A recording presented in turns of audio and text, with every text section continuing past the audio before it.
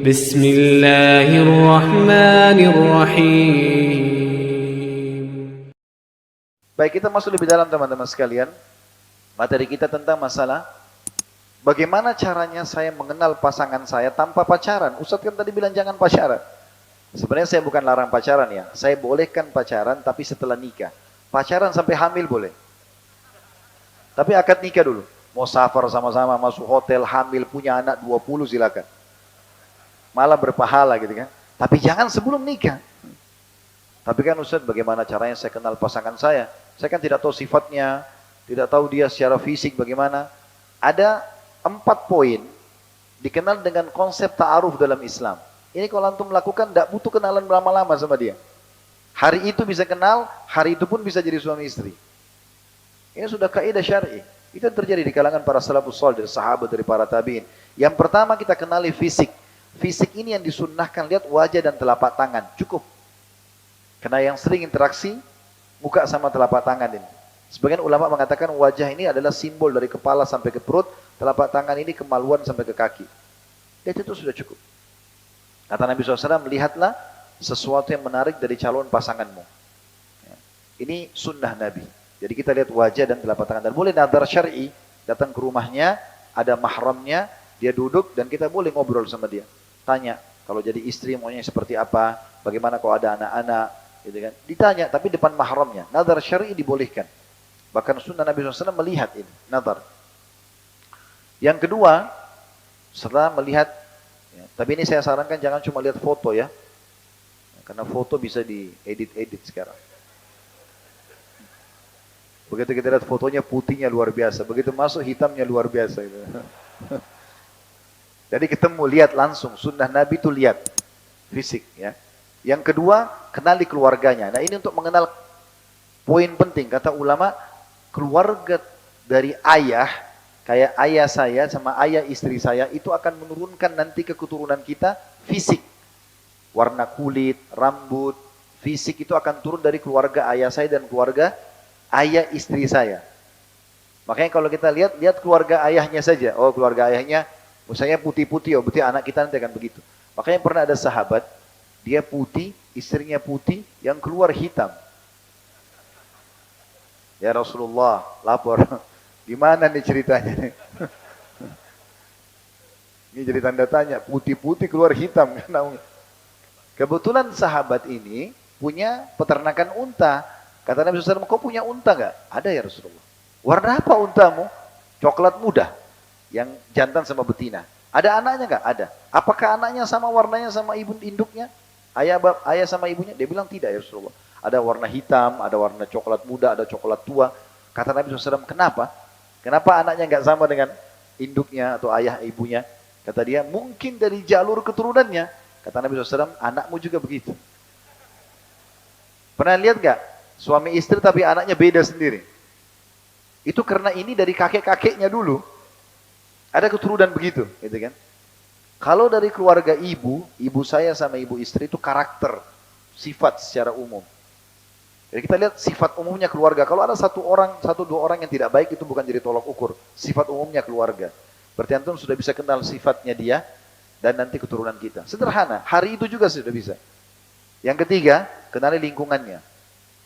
Kita boleh bertanya, maaf saya mau tanya, kalau weekend biasanya kemana? Oh saya biasa ke diskotik, saya ke bar, atau saya biasa kalau weekend saya ke masjid dekat rumah, saya ada ibu yang tua saya berbakti. Antum sudah ambil kesimpulan. Ini lingkungannya orang seperti apa? Dia kerja di mana? Ya, dia bergabung sama siapa? Itu kita cari secara umum. Dan itu bisa kita bertanya. Yang terakhir, yang keempat, istikharah. Salat 2 rakaat saja. Istikharah jalan pintasnya doa. Gitu kan? Ada seorang jemaah kami kemarin haji, saya minta dia nikah, subhanallah, saya lobby dia sebelum duhur, habis asar sudah menikah. Ya. Sama-sama jemaah haji. Saya habis duhur bicara sama dia, sudah menikah? Belum. Ada si fulan itu, mau menikahkan anaknya, mau enggak? Mau Ustaz. Baik, dia langsung mau. Tanya keluarga perempuannya, mau. Pas masuk masjid haram, habis sholat duha, saya bilang panggil, sini akhi. Coba sholat istikharah 2 rakaat. Habis sholat istikharah saya pandu doanya. Kalau teman-teman belum hafal tinggal ketik di Google doa istikharah. Baca habis salam. Baca doanya. Setelah selesai baca, sebut namanya perempuan itu. Tenang nggak? Tenang. Saya lamarin ya? Iya. Baik. Habis makan siang saya lamarin di keluarganya si perempuan ini. Setuju mereka, habis asar di taklim saya menikah. Dan banyak pernikahan yang kita mudahkan seperti itu. Tidak usah lama-lama. Tunggu gedung, tunggu tanggal yang cocok, tunggu ini. Nanti meninggal sebelum nikah. Kemudian, jadi ini istikharah. Ini masalah konsep ta'aruf. Jadi kenali fisik, kenali keluarga, kenali lingkungan, dan selesai masalah istikharah. Ya. Kemudian teman-teman sekalian, kita masuk lebih dalam lagi tentang masalah pentingnya memahami perbedaan laki-laki dan perempuan. Biasanya orang-orang non-muslim bahasakan dengan gender ya. Jadi konsep gender ini bagi mereka sama kita beda. Mereka mengatakan gender ini berarti semua laki-laki perempuan harus sama. Dan ini salah, dalam Islam tidak seperti ini. Gak bisa disamakan. Sekarang di sini laki-laki, saya tanya, biar nangis darah, kira-kira bisa hamil gak? Bisa menyusui gak? Bisa haid? Gak bisa. Banyak sekarang orang mau coba operasi, percuma, tetap aja gak bisa. Gak mungkin itu terjadi. Berarti memang kita ada perbedaan kan kita. Secara hukum syar'i juga ada perbedaan. Perempuan ada masa siklus haid setiap bulan. Normalnya antara 3 sampai 6 sampai 7 hari kan. Anggaplah seminggu normalnya siklus haid itu. Sudah tahu belum hukumnya dalam Islam kalau wanita haid tidak boleh sholat? Hah? Sudah tahu ya? Baik, laki-laki perempuan kalau lagi haid tidak boleh sholat. Berarti kalau kita hitung umur seorang laki-laki 60 tahun, anggaplah ini selain umur balik ya. Misal umur dia 75 tahun, 15 tahun itu sebelum balik. 60 tahun full setelah balik sampai dia sekarang, itu dia beribadah, dia sholat. Ada perempuan juga sama, 60 tahun dia ibadah. Lewat terlepas daripada masa haidnya 15 tahun sebelum itu misalnya. Maka kalau kita pertemukan jumlah sholatnya, siapa lebih banyak? Laki-laki, karena ini ada siklus haid. Berarti dari seperempat, 1 bulan kan 4 minggu. 1 minggunya habis tidak sholat. Berarti dari 60 tahun itu ada 15 tahun mereka nggak sholat. Sama nggak? Beda kan? Beda, berarti harus difahami konsep gender dalam Islam itu memang ada perbedaan di antara kita, tidak bisa dipaksakan. Cuman Islam datang mengatur itu dengan benar. Allah SWT bebankan sesuatu beban yang masing-masing akan nanti mendapatkan pahala yang seimbang. Jadi nggak boleh dipaksakan. Akhirnya kita paksakanlah perempuan kita harus bentrok sama laki-laki di jalan-jalan, di tempat-tempat kerja, di pasar-pasar, terus harus semuanya sama. Akhirnya lahirlah orang-orang yang perempuan merasa, oh kenapa dia laki-laki bicara, saya harus seperti dia. Terjadi sampai pada tingkat seperti sekarang, operasi kelamin dan seterusnya. Gitu kan. Karena ini melampaui batas normal ya, gender. Baik, ada sebuah riwayat menarik, riwayat Al-Hakim dengan sanad sahih. Ada pernah seorang perempuan datang kepada baginda Nabi SAW. Ini sebenarnya dalam tulisan saya cukup panjang ya, tapi saya ringkaskan ke riwayat ini saja. Kita melihat waktu juga, ada seorang wanita datang kepada Nabi SAW di masjid, lalu beliau berkata, ya Rasulullah, aku ini utusan semua wanita di Madinah. Semua wanita di Madinah aku utusannya. Maka aku ingin bertanya, boleh nggak? Kata Nabi SAW, silahkan. Lalu dia mengatakan, kalian kaum laki-laki, yang pertama ini, syubhatnya si perempuan ini, kalian kaum laki-laki sholat berjamaah di masjid. Kita tahu yang wajib sholat di masjid kalau pendapat jumhur adalah laki-laki, kan gitu. Perempuan sholatnya di rumah. Bahkan kata Nabi SAW, kalau wanita sholat di dalam ruang tamunya lebih baik daripada luar rumahnya walaupun masjid. Sholat di dalam kamarnya lebih afdal daripada ruang tamunya. Makin tertutup makin bagus. Laki-laki makin terbuka makin bagus, kan gitu. Jadi ini sudah berbeda. Kalian kaum laki-laki sholat berjamaah di masjid. Teman-teman di sini yang masih malas ke masjid, perhatikan hadisnya. Apa kata Nabi SAW bagi laki-laki? Kemudian juga kata Nabi SAW, setiap orang melangkah ke masjid, 1 langkah mengangkat derajatnya, 1 langkah mengampuni dosanya. Kenapa enggak ke masjid? Gitu kan?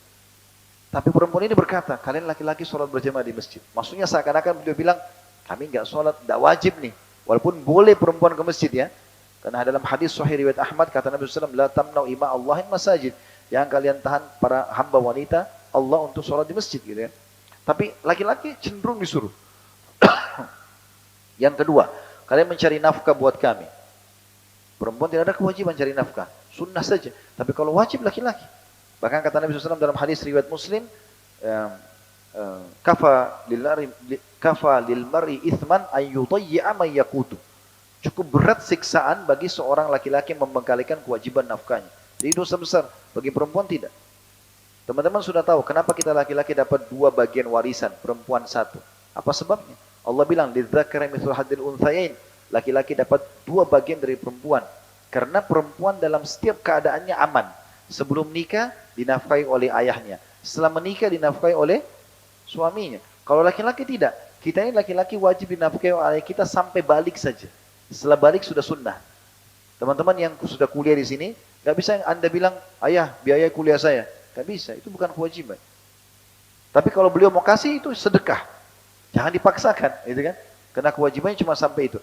Setelah itu pun kita harus menafkahi diri kita, menafkahi istri kita, makanya warisannya 2. Kata perempuan ini, kalian mencari nafkah. Dan kata Nabi SAW dalam hadis Bukhari, siapa yang keluar mencari nafkah, ikhlaskan untuk keluarganya, maka dia seperti mujahid di jalan Allah. Seperti jihad, cari nafkah itu. Yang ketiga, kalian mengantar jenazah. Sholat jenazah bagi wanita boleh. Ngantar jenazah ini khilaf di antara ulama. Tapi yang paling kuat mengatakan tidak boleh ngantar jenazah. Ini pernah saya bahas dalam kitab At-Tadhkirah, kitabnya Imam Qurtubi di YouTube sudah ada. Bagaimana pendapat-pendapat para ulama tentang masalah ini. Tapi lebih cenderung pendapat ulama yang paling kuat adalah melarang wanita mengantar jenazah ke kuburan. Ya. Intinya teman-teman sekalian, kata Nabi SAW, siapa yang sholat jenazah dapat 1 qirot. Siapa yang mengantar jenazah sampai dimakamkan dapat 1 qirot. Para sahabat berkata, apa itu 1 qirot ya Rasulullah? Kata Nabi SAW, seperti gunung Uhud. Jadi seakan-akan wanita ini bilang, kami boleh sholat jenazah, dapat 1 gunung. Tapi kami dilarang untuk pergi ke kuburan. Kalian pergi kuburan, berarti kalian dapat ekstra pahala. Seakan-akan begitu. Saya ulangi dari awal, kata sahabat ini, ya Rasulullah, kalian kaum laki-laki sholat berjamaah di masjid. Kalian cari nafkah buat kami. Kalian ngantar jenazah. Dan puncaknya kalian berjihad di jalan Allah. Perang. Kata Nabi SAW, makbarrat kadama abdim sabila fatamassuhun nar. Tidak akan pernah disentuh api neraka 2 telapak kaki yang tersentuh debu medan perang. Utamanya besar sekali. Pada sahabat berkata, ya Rasulullah, beritahukan kepada kami amal ibadah yang bisa menyaingi sedikit pahala jihad. Kata Nabi, saya tidak temukan. Tidak bisa ditemukan. Pahalanya sangat besar, susah berkorban untuk agama. Kalian bagi berjihad, perempuan kan tidak wajib berjihad. Maka 4 hal ini jadi pertanyaan dia. Lalu dia mengatakan, dan kami kaum wanita, mengurus rumah kalian, mengurus anak-anak kalian, cuci baju, bersihin rumah, masak, urus anak kalian, dan menjadi tempat syahwat kalian. Kalian mau gauli kami, tinggal gauli saja. Pertanyaan saya Rasulullah, apakah pahala kami sama pahala kalian sama? Ini yang penting nih. Beda tugas, ya. Ini konsep gender yang benar sebenarnya gitu kan. Beda tugas tapi nanti balasannya sama nggak? Maka Nabi SAW balik kepada para sahabat laki-laki lalu berkata, ada nggak pertanyaan dalam Islam yang lebih penting daripada ini? Maka sahabat terdiam. Lalu Nabi SAW menghadap ke wanita itu sambil mengatakan, pulanglah, sampaikan kepada seluruh wanita yang kau temui, kalau pahala kalian sama. Berarti memang ada perbedaan, ya gitu? Tetapi masing-masing Allah berikan balasan sesuai dengan itu. Allah berikan balasan yang tinggi. Jadi jangan dipaksakan ini. Baik, lebih dalam kita bahas. Kita sudah bahas tadi tentang definisi pernikahan. Kita sudah bahas tujuan pernikahan. Kita sudah jelaskan konsep ta'aruf islami. Bagaimana caranya supaya tidak pacaran. Gitu kan? Kita sudah jelaskan tentang masalah pemahaman gender dalam Islam yang benar. Dan kita sekarang masuk langkah selanjutnya, pernikahan islami.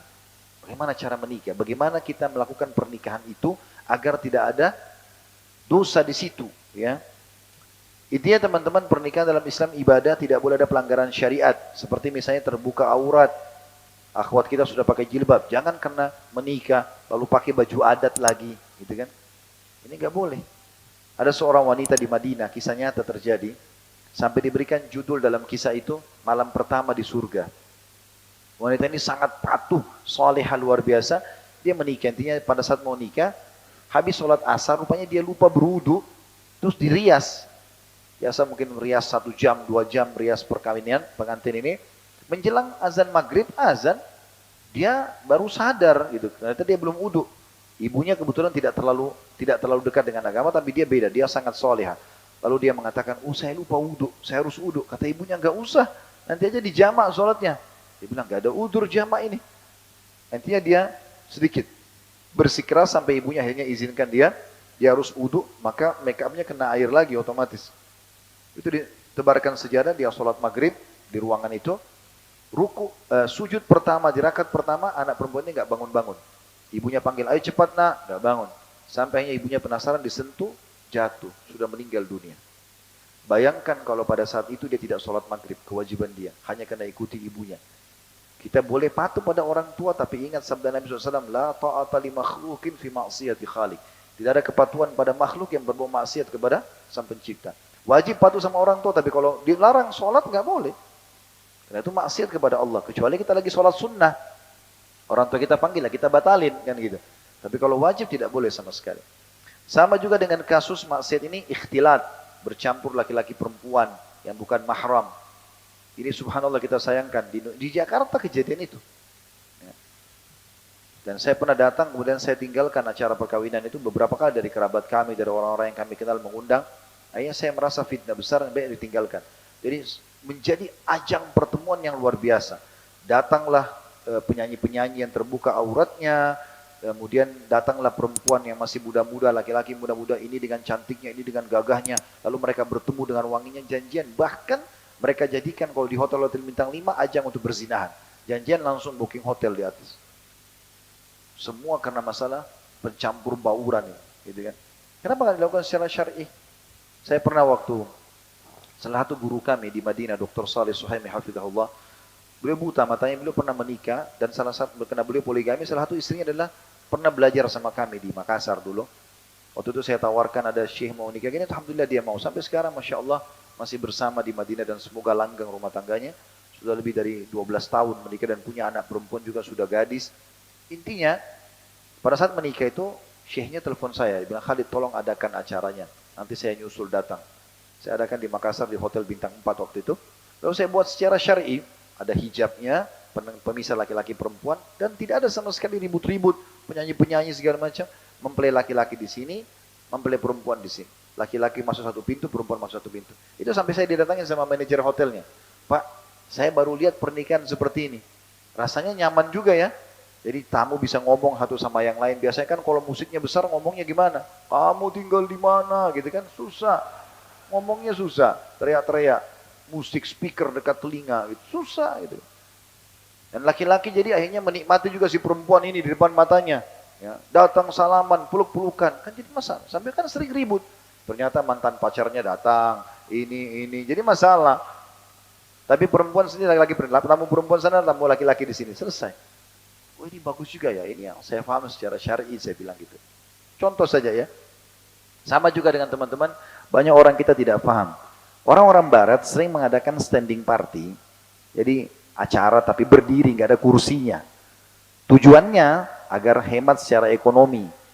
Ya, jadi dia mau ekonomis.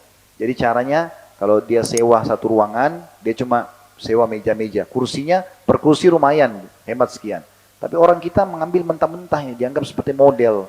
Jadi pernikahan pun tidak ada pakai kursi. Kadang-kadang orang sampai makan berdiri, minum berdiri, ini melanggar sunnah Nabi SAW. Kan kita dilarang makan dan minum berdiri. Pernah saya lihat ada orang tua di pojok cari tempat untuk duduk, susah makan. Yang ada kursinya cuma orang-orang tamu khusus. Kenapa begini gitu? Ini dilarang oleh Nabi SAW. Contoh saja ini, keluarkan uang nggak masalah, sedekah. Ya, maka itu bagus untuk diberikan tempat untuk duduk. Itu yang pertama, tidak boleh ada pelanggaran agama dalam tata cara pernikahan Islam. Yang kedua, harus ada wali mempelai wanita. Ini walaupun janda, wajib ada walinya. Pendapat yang sering dinukil, saya sering dengar itu di Indonesia ini dibahasakan, kan boleh janda nikahkan dirinya sendiri. Ini pendapat yang sangat lemah dari Abu Hanifah rahimahullah. Ada pernah statement dinukil dari beliau dan ada statement beliau sendiri yang membantah itu. Kalau janda boleh menikahkan dirinya. Ini statement yang sangat lemah. Jumhur ulama mengatakan tetap wali itu berlaku walaupun janda. Walaupun janda. Karena Nabi SAW mengatakan wanita manapun yang berani-berani menikahkan dirinya tanpa izin walinya, nikahnya batal. Gak boleh sama sekali. Baik. Ini wali. Kemudian, dan wali itu bagi akhwat harus difahami ya. Jadi kalau wali ada Anda, ayah kandung tentunya. Kalau tidak ada maka kerabat-kerabat ayah. Lalu pindah ke saudara. Pindah ke anak kalau janda, kalau anaknya sudah balik misalnya. Maka ini penting karena bagi Anda seakan-akan Anda lihatkan si calon suami, saya punya laki-laki loh di belakang saya yang bela saya gitu loh. Itu wali fungsinya. Jadi jangan nikah tanpa wali ini. Yang ketiga adanya kalimat akad. Saya nikahkan kamu, saya terima nikahnya antara calon mertua sama calon anak mantu. Kemudian yang keempat adanya mahar yang ditaruh di situ, dan paling berkah adalah yang paling sedikit maharnya gitu kan. Bahkan pernah Ummu Sulaim radhiyallahu anha pada saat mau menikah dengan Abu Talha radhiyallahu anhu, Abu Talha ini masih dalam keadaan kafir. Waktu Ummu Sulaim ini ibunya Anas ibn Malik ya, suaminya dia yang pertama namanya Malik. Waktu Ummu Sulaim masuk Islam, nama lainnya juga julukannya Rumaisa, Gumaisa. Ya, kalau antum sering dengar namanya Rumaisa, ini bukan nama beliau, coba julukan ya. Nama beliau sebenarnya dijadikan dengan Ummu Sulaim julukannya. Yang jelas dia waktu mau menikah atau meninggal suaminya Malik dalam keadaan kafir, diajak masuk Islam nggak mau, dia keluar dari rumah berantem sama beberapa temannya, terbunuh dalam keadaan kafir. Lalu kemudian dia dilamar oleh temannya Malik ini namanya Abu Talha. Abu Talha masih kafir. Kata Ummu Sulaim, "Oh Abu Talha, orang seperti kau tidak ditolak kalau mau melamar, tapi kau kafir, saya dalam keadaan muslimah. Kalau kau masuk Islam, maka saya jadikan masuk Islammu sebagai maharku. Saya nggak butuh harta. Kau usah kasih apa-apa, kau usah kasih emas, perak, tapi kau masuk Islam itu jadi maharku." Maka Abu Talha pun syahadat di hadapan Nabi SAW, lalu menikah, dan maharnya adalah masuk Islamnya. Saking mudahnya mahar itu. Kemudian selanjutnya yang kelima adalah adanya dua saksi yang terpercaya dari kaum muslimin, dari kalangan laki-laki tentunya. Dan yang terakhir, yang keenam adalah diiklankan. Itu sesuai dengan sabda Nabi SAW kepada Abdurrahman bin Auf radhiyallahu anhu, "Aulim walau bisyat." Abdurrahman bin Auf radhiyallahu anhu masuk menikah, ya, kemudian dia datang tiba-tiba berubah penampilannya, bajunya bersih, wangi, seperti orang pengantin. Maka Nabi SAW dekati lalu mengatakan, "Ada apa wahai Abdurrahman?" Dia bilang, "Saya baru menikah ya Rasulullah." "Sama siapa?" kata Nabi SAW. Kata dia, "Sama seorang wanita Ansar." "Apa yang kau kasih dia?" "Emas seperti biji kurma." Ya, maka Nabi SAW mengatakan, "Aulim walau bisyat." Iklankan walaupun hanya dengan seekor kambing. Jadi kita dianjurkan mengadakan terutama pada orang-orang dekat, tetangga-tetangga, kerabat terdekat, supaya jangan sampai kita jalan dianggap kita jalan dengan pasangan